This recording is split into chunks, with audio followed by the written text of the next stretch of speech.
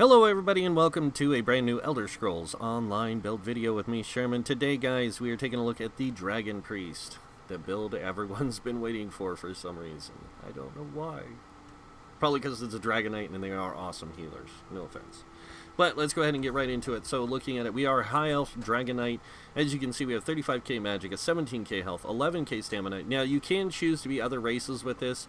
In any race you choose is pretty much going to end up with a close to the same setup if you do it right. Some races you might have lower max magicka, some you might have lower health, it just depends, or higher health, just like I said, it all depends. 1857 weapon or spell damage with a 39% crit. We do have a 13k spell resist with a 7k physical. The physical resist is awfully low because we are running a 7 light medium or 7 light armor build, and it doesn't offer a whole lot, but it is still viable to use in end game. So we do have Minor Aegis, which is really good, and then on top of that we also have Sanctuary, which is a really good set. We'll get to that when we get to it. We do have the Mage Mundus Stone to give us increased max magicka, and then we have Witch Mother's Potent Brew, which gives us magicka recovery, max magicka, and max health. And this magicka recovery is really just where we need it. Like, we'll go up to 2k with a pot, so we're gonna have 2k magic recovery the whole time anyways, so it's a really good trade-off. Going to the gear, with the food, like I said, we are using the Witch Mother's Potent Brew. With that we get max magicka, max health, and magic recovery. This food does last 2 hours and 15 minutes, so it's really good. And then on top of that we also are using the power pots, or magicka spellcaster power pots. They give you magicka, they give you magic recovery, they give you major sorcery, major prophecy. So it's going to be a good way to get those things, but we're still going to have major prophecy on the front bar, and we're going to have major sorcery anyways. But it's still the return of magic and the magic recovery is what we're really using it for. The other two things are beneficial for when we're pretty much the spell major proficiency is good for us when we're on the back bar. So going over the two sets, we are only running two gear sets. We're not running a monster set with this. You can run a monster set if you have trouble getting the stabs. So the Sanctuary set, really powerful set. It's max health, 4% healing taken, max magicka, and then increases your healing received by 12% for up to 11 group members within 10 meters of you. Now if you are running a monster set with this, I'm going to tell you now, you will have higher than 17k health. In fact, you'll have closer to a 20k health, and then on top of that with the max magicka will be about 37. So it's really good. But as you can see, max health, healing taken, max magicka, and then the 5-piece increases your healing received by 12% for you and up to 11 group members within 10 meters of you. This is really good because DKs don't get minor mending, and this is a way they can get that in a cheap way. Next up is Olorum. Olorum is a really powerful set because it has two things of recovery on the 2-piece and 4-piece. The 3-piece gives us Minor Aegis at all times, reducing damage taken from dungeon, trial, and arena monsters by 5%. And this does stack with damage reduction, guys. Even if you have like any kind of damage reduction stuff buffed on your character, you still gain the total 5%. The 5-piece on this is really good too. Casting abilities that leave an effect on the ground in combat will create a circle of might for 10 seconds. You and your allies in the circle gain major courage for 30 seconds, increasing your weapon and spell damage by 258 for 30 seconds. This effect can occur every 10 seconds. I do want to show this real quick so you guys can see it for yourselves. You have to hit an enemy first, and then you can use anything that's a ground effect like this, but it is a 5-meter radius. So that circle is very small. It is 5 meters. So you have to move into that circle in order to get the buff. Once you have the buff, you have it for 30 seconds. So, and as you can see, we go up to 2115 spell damage. And when we're totally buffed up, we have like a 2500 spell damage. It's ridiculous. But on the gear, on the sets, we're running 4 divines on the smaller pieces, and on the big pieces all infused. with tri-stats. And on the smaller pieces, max magicka. Because you're going to get more magicka from the smaller pieces than you will on the bigger pieces. So on the bigger pieces, it's good to go tri-stats because it does give you all 3 stats, but you also need that extra health as a healer. So just saying. On top of that, and the fact we're using Witch Mother's Potent Brew. On top of that, though, the jewelry we're running is Sanctuary. We're running 3-piece Sanctuary with spell damage. This set is actually really easy to get. You can, if I remember right, it drops some banished cells, but it's really easy to get. I mean, I think it took me a day of like 3-4 runs, and I had a full set of jewelry, and I had the 2 pieces of armor. So now, if you want to run this with a monster set, it's good to go with the weapons, Sanctuary, jewelry, and the weapons. You can get the staves pretty easily on the final boss. And if you're running with a good group of people that are willing to help you get this stuff, you can get it in one day, like I said. Just maybe 5-10 runs, you get a whole set. If you have good drop on the weapons. But moving on to the weapons. Now, these are 2 weapons that are kind of hard to get because you can only get them in veteran modes. So, Maelstrom is the main one on the front bar we are using. And that's because it's just really good on a healer because it increases their light and heavy attack damage when the Wall of Elements is up. So it's really good for them. And then on top of that, we are using a Master's Restoration Staff. And this is really good because whenever you cast Grand Healing, you restore 258 stamina to each friendly target in the area affected. So if I put down like this, my Healing Springs, it'll give me magicka. For as long as I heal up to 3 people, I'll get a little bit of magicka, as you saw there. But it also gives stamina. So if I dodge roll and then I do it, watch what happens. So I get stamina as well, because I get the rejuvenating thing. So that's a really good thing for stamina DPS to have that extra stamina, because it can help them with their rotations. So, alright, so moving on to these skills. So, starting with the passives, make sure you just get all your class passives. I mean, a lot of them you're not gonna, you don't really need from like the Ardent Flame Tree. You don't need a lot of those. You don't need a lot of them from Draconic, except the top one and the bottom one. And then Earth and Heart, you want all of these. So, moving on to the staves, get all the passives on both the staves. It's very important. Armor. Light armor, get all of them. If you're wearing just nothing but light armor, it's going to give you a lot of really good stuff. And then if you're running a medium and a light or heavy, make sure you fill in those as well. The top 3 of the heavy and then the top 2 and the bottom 1 of medium. Moving on to soul magic, you can get the soul magic. You can be a vampire with this. It helps with the magic recovery, but you take a lot of damage, and it's better if you do that to be a dark elf. Next up, Fighter's Guild. You just need the Intimidating Presence, Mage's Guild, Persuasive Will. If you are using Inner Light, though, get Magicka Controller as well. Psijic Order. We do have Mend Spirit. It's a really good heal if you want to use it. You can swap it out with a lot of these other abilities, and because of that, you do get all the passive stuff from Psijic Order. So fill in all those. And then on this Undaunted, get the Undaunted passives. Moving on to the support side. Magicka Aid's really good if you have Barrier. So, and if you don't have Barrier but you have Purge, it's still a good one to use. So, moving on to racials. All racial passives, very important. And then medicinal use and provisioning, gourmand and connoisseur. So that is the food, or the food. That is the passives. And now moving on to the skills. Another thing you have to understand about skills is skills are situational. So there are some skills on my bar which I run most of the time, but there is some cases where I swap them out for other things. So starting with the first skill on our bar, we do have Blockade of Storms. This is our way of keeping weakening applied.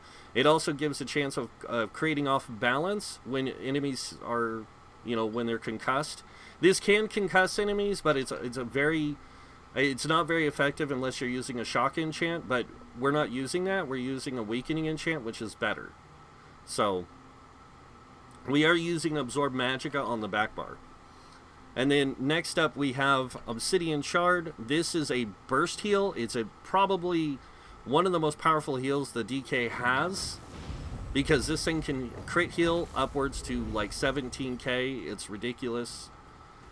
This is, I think it's base heal. Yeah, 17k on a crit, 10 is its base. So, it's a very powerful heal. Next up, we have Energy Orb. This does a heal as it travels across a room. It's a very slow moving thing, but it does give resources back if somebody synergizes off it. It's a really good synergy, probably the best synergy you can get for a healer. That's not a Templar, but it's really good. It also, when it explodes, it heals, and then it also gives magicka or stamina back, whatever is higher. Next on our bar is Cauterize. Now, Cauterize and Obsidian Shard can both be swapped out if you wanted to with Cinder Storm. Cinder Storm is a very good AoE heal, and it's one that I do like to use in certain situations, so just letting you know. Last on our bar here is Elemental Drain, and this is a major breach for 24 seconds. It also gives magicka steal to us, and to our allies. So when we apply this on them, anytime we hit them, you'll see that it'll say light attack. If I have no magic, if I've used some magicka and I do it, you'll see I get magicka steal of 300 anytime I light attack. That's really good for our DPS, our magicka DPS, to be able to get that magicka back. It also helps with tanks. So yeah, really good to have.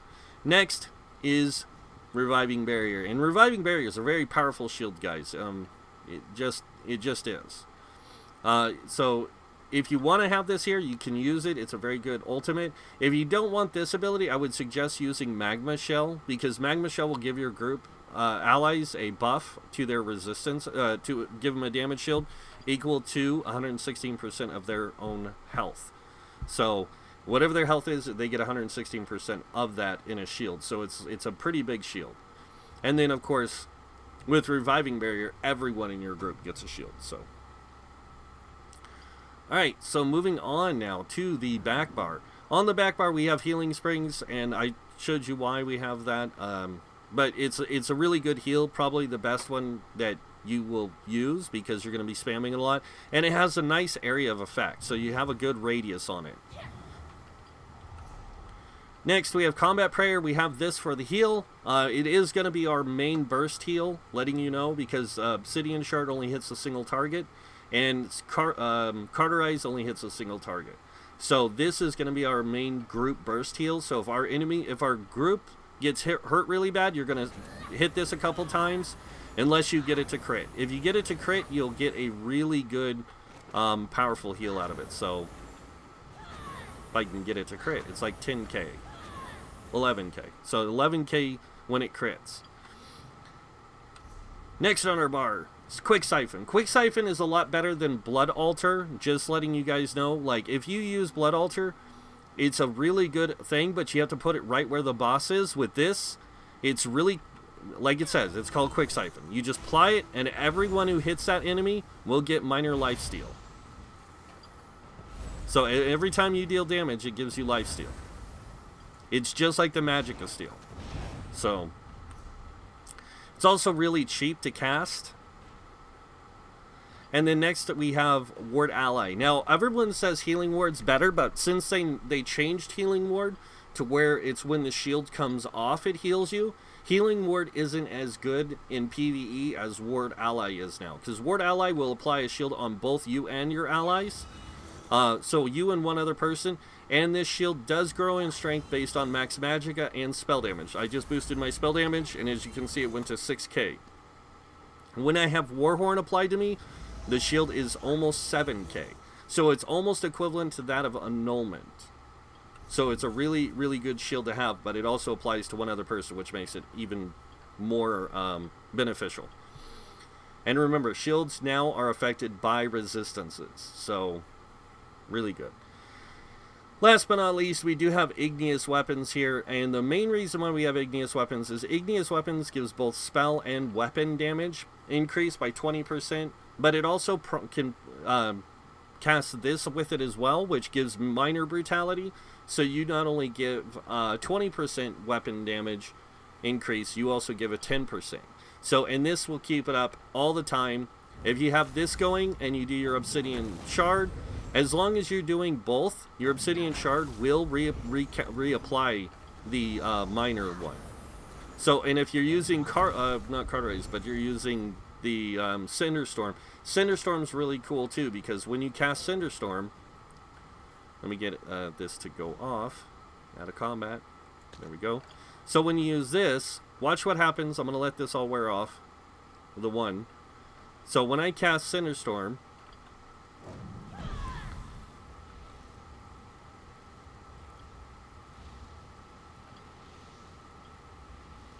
Cinderstorm's up. So I have Cinderstorm. And then so it's another way to get the minor thing up. Because you will be casting it, like I said, it's very situational. If it's a boss encounter where I know my allies are going to take a lot of damage, I'll do that. Because it's just a lot easier to keep that casted on them than it is to use the Obsidian Shard.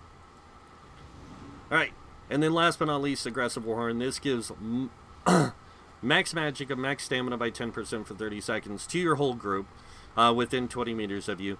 And then Major Force, increasing critical damage by 15% for 9.5 seconds. Major Force is very good for DPS. It just is. So it's not... I'm not saying that this is the only Warhorn you can use. There is the one that also gives Minor Ward, Minor Resolve, which is another good one. And it gives it for the duration of 30 seconds. The Minor Ward, Minor Resolve. So it's really good. But if you want to boost your group's DPS, this is the one you're going to go with. So that's that. Now let's go over the CP. Starting with the red tree, we have 66 in Ironclad, 31 in the Thick Skin, 56 in the Hardy, and Elemental Defender. If you guys don't know what these are, this gives you 20% damage reduction from direct damage attacks. This gives you 13% from damage over time effects.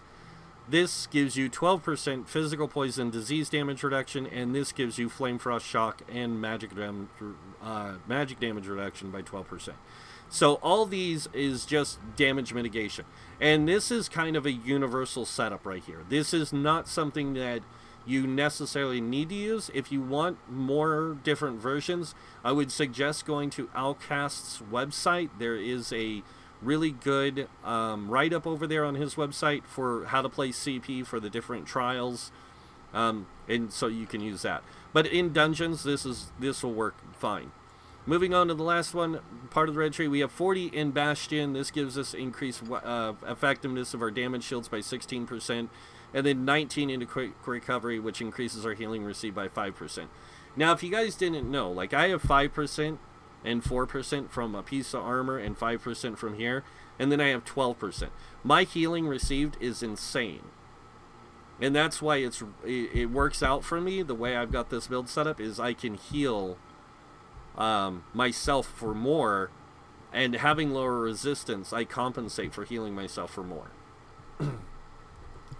Moving on to the next red tree, we have 56 in a green tree, 56 in a Warlord, reducing break free cost by 20%. 23 in a Sprinter, reduce our sprint cost by 14%. We are in 7 pieces of light armor, and so we have like a 20-something% reduce sprint cost. So with this, we actually get a super sprint reduce cost. You can see like barely anything in our costs because of it. And then moving on to the middle green tree, we have 76 Arcanus. This gives us increased magic recovery by 14%. 43 into Tenacity, increasing our magic return on heavy attacks by 10%. And with our resto stuff, we have a 70% return, by the way. It's ridiculous. Moving on over here, we have 16 into Shadow Ward, giving us 7% block cost reduction. Anything you can do to save stamina is good. 56 in a dodge roll reduction by 20%. And then for wearing light armor, just so you guys know, we actually get another benefit now because of the grace change. We reduce the effectiveness of snares applied to us by 28%. So snares applied to you actually come off quicker and don't or just don't affect you as much. So it makes you very good at mobility and stuff, even while in dungeons if you get hit by like a debuff.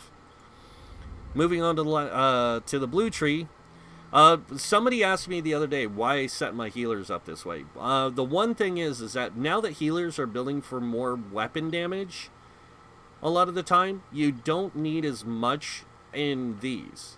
So it's a compensation. So you're compensating with greater weapon damage to improve your healing, but you're lowering these to compensate for that. But this also allows you to bridge your character out into having some damage dealing capabilities, which allows you to not only play solo content really well, it allows you to also help your group with damage per second through the abilities you do use.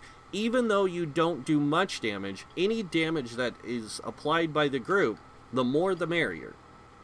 So 56 in the blast. You do lose 3% healing by not putting 100 points in here, but it's fine. Don't stress it. You're not killing yourself. You still end up with a decent amount of healing with this, and it's still pretty crazy. So 56 in here gives you 12% healing done. 56 in Outboard increases your critical damage and critical healing by 20%. We have 43 in an Elemental Expert, which increases Flame Frost, Shock, and Magic damage by 10%. We are a High Elf, so we get 4% Flame Frost and Shock damage. So our Lightning Staff actually does 14% more damage, and our Wall of Elements does too. Moving on, we have 11 in Dispel Erosion, which increases our spell penetration by 1,000. So when we're fighting in trials, we will be at cap, by the way. At penetration cap. Moving on over here, we have 16 in the Staff Expert. This increases our damage done with light and heavy attacks for the Destruction Restoration Staff. So that makes our light and heavy attacks hit for more, which is really good. Most of our damage comes from heavy attacks. So heavy attacks and Wall of Elements, that's where our damage comes from. So this is really good to build into. And then 40 in the Master at Arms, increasing our damage done with direct damage effects. Our direct damage attacks by 16%. This stacks with this really well. So we actually get a 26% increase in our direct damage along with this. So, and then 48 in Thaumaturge. This increases the damage. And I want people to understand this. If you don't believe me, you can test it. In fact, I'll test it right now to prove it. If you take out a Thaumaturge, and I'm just going to take out a Thaumaturge, and I'm going to show you guys. So watch what happens when I heavy attack with my Lightning Staff. 1,300 across the board, right? And then on the final hit, it's like 4,000 something. Now, so people can see this for themselves, because somebody asked why not do something else here. So we put the 48 back in there. Now watch what happens. It actually improves your damage with the ticks on this, because it's a channeled attack. But even though it's a channeled attack, the channel is considered damage over time, because it is channeled in a heavy attack as damage over time. So every time you use a heavy attack on both Lightning and Resto, the damage that you do is improved through Thaumaturge.